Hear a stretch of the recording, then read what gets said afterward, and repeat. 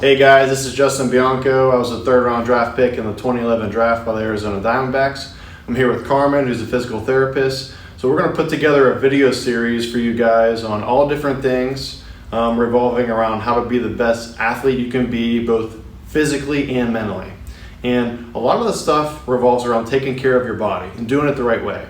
And some of the videos we're going to make are going to have to do with your arm care, right? So if you're a thrower, a quarterback, a baseball player, if you're an athlete and you throw, you need to make sure you're not only taking care of your arm the right way to prevent injury, we also want to make sure that we're doing things that strengthen those muscles to help improve velocity. What's going on, guys? My name is Dr. Carmen. I'm a physical therapist. I specialize in treating athletes, in particular overhead throwing athletes, so baseball and softball players. So Justin and I are going to team up and go through a series of how to bulletproof your arm and how to bulletproof your body. All right, guys, so we're going to start our series off with talking about the building blocks that are important. Before we even get to talk to baseball or softball talk, we just want to talk about some key points. The first thing being sleep. Sleep is the #1 performance enhancing aid. It'll not only prevent injuries, but it'll also help you heal from injuries quicker. The goal is to try to get 7 to 9 hours of sleep per night. It used to be that we wanted to try to get to 6 to 8, but now they've increased it to 7 to 9. It's even known that LeBron James sleeps about 12 hours a night during the season. One recommendation I have for you is trying to get a hot shower or bath before bed. That will actually decrease your body temperature. Your brain has to decrease 2 to 3 degrees before sleeping, and that'll help you fall asleep quicker. Try it out and let us know what you think. Hey guys, we're going to talk about a real simple one, but something you should be doing every day, and that's getting enough sunlight and getting it early enough in the day. You should be waking up and getting sunlight within your first 2 hours of waking would be ideal. And for me personally, this is something I took for granted for a long time. I had a really hard time getting up, getting moving, getting my day started, and not only getting it started, but getting it started efficiently and where I'm really starting to get things done. And one of the very simple routines that I started doing, and you can do right now today, is getting outside right away and even just taking a walk around the neighborhood or just getting some sunlight, getting some sunlight in your eyes from the beginning of your day and making sure that helps get your day started. In addition, when you get this natural sunlight and you get it routinely, it's going to help your energy levels throughout the day. Right? And you're going to start to see that your body needs sunlight throughout the day to make sure everything else is working better, and it's going to really help regulate your internal clock. All right, guys, what's up? Now we're going to talk about diet, a hot button topic. Really with diet, you want to try to focus on low processed whole foods. I always say if it's not slaughtered or grown, try to avoid it.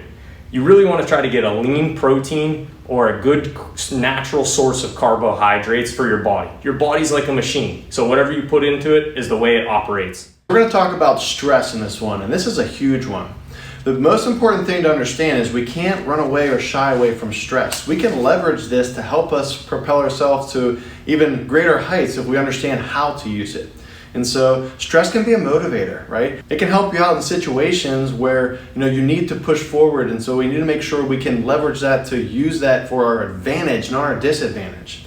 Now there's going to be times where stress feels like it's too overwhelming as well, right? And so that's where we need to rely on our coaches and our peers around us, right, to really help us in a situation if it's something more serious that we want to talk through or need guidance on. But don't run away from stress. It's something that you need.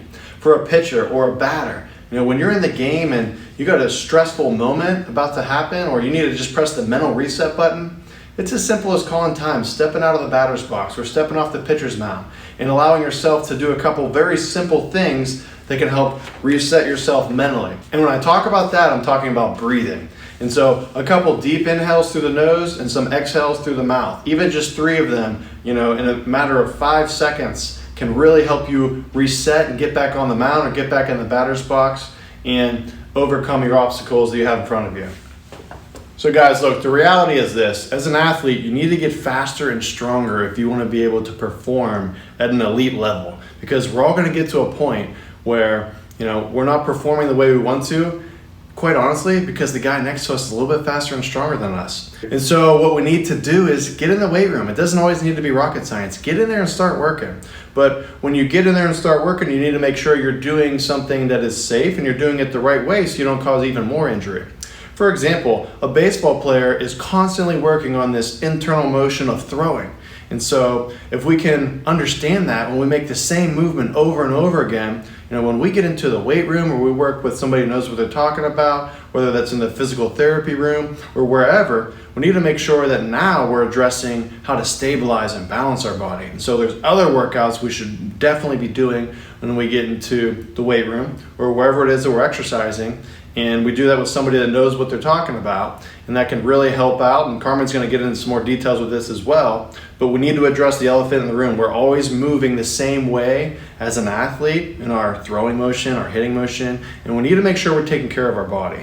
When it comes to strengthening and exercise, it's all about being balanced on the front side of your body and the back side of your body. Like Coach Justin said, if we're always throwing in this motion, what happens is our front of our body gets really strong and then the back of our body becomes weak. And that's going to limit our power and velocity in the batter's box, on the mound, and in the field. So what we want to do is try to counteract those strong muscles on the front side and work the muscles on the back side.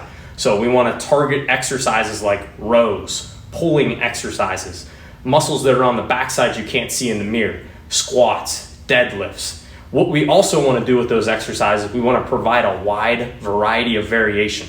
So if you go into the weight room on Mondays and you're hitting legs, squats, not every Monday you're going to hit barbell back squat.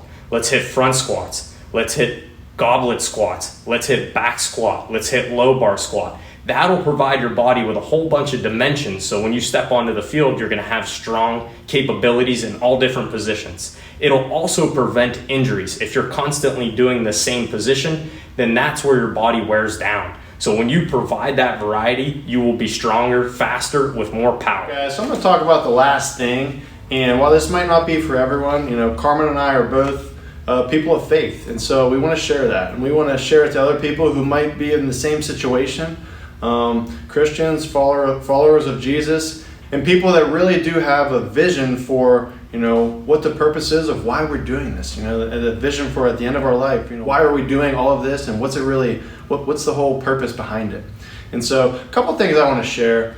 First thing is this: I believe there's somewhat of an art to being a faith-driven athlete, where I totally understand you don't want to be thrown in people's face and want to be over the top, but I also think it's very important to not be totally silent on it. I think that if you can be who you are, through your routines and just through the manners and the actions of what you do, you can't let that be altered by other people or what other people think of you. A couple quick examples for me as an athlete when I was on deck as a baseball player.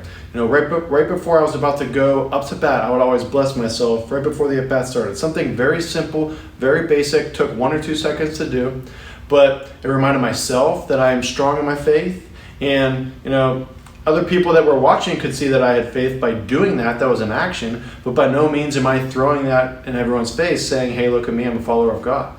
And so just be true to who you are. And be true to who you are, but again, it's okay to share your faith. If at the end of the day that is the most important thing to you, you got to be strong enough and courageous enough to share that. And again, to be who you are. And so to wrap it up for me, I always envisioned a triangle of 3 things that I wanted to perfect, and when I can perfect my craft at the highest level, I was strong in all 3. And at the top was the Lord and my faith. And the other part of the triangle was my skills as a baseball player that I would work on, and my physical skills as well. And then on the third side over here is the mental skills. And that's why I'm in the business of being a mindset coach today, because the mental game becomes more and more important the higher up the ladder you go. You're going to get to a spot where everyone is talented. And so if everyone is talented, what's going to be the separator? There has to be something.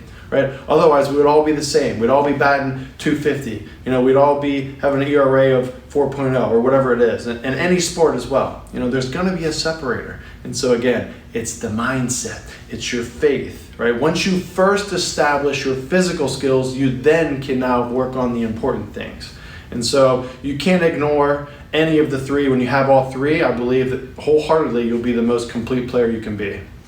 All right, everyone, thank you guys so much for watching. We hope you learned something today and you're able to apply it in your daily routine. We believe if you're able to apply these 6 things, sleep, sunlight, diet, exercise, stress and stress management, and number 1 in our life, spirit, you'll be able to perform at your max capacity and beyond your peers. And guys, if you want to reach out to us, I'm going to put in the description all the links where you can reach out to us on Instagram. But if you got questions about how to take your mental game to the next level, feel free to reach out to me. If you got questions and you need help on your physical game, whether that being getting faster, getting stronger, recovery, rehab, anything at all physical, reach out to Carmen. We'll make sure we take care of you. And again, I appreciate you watching the video series.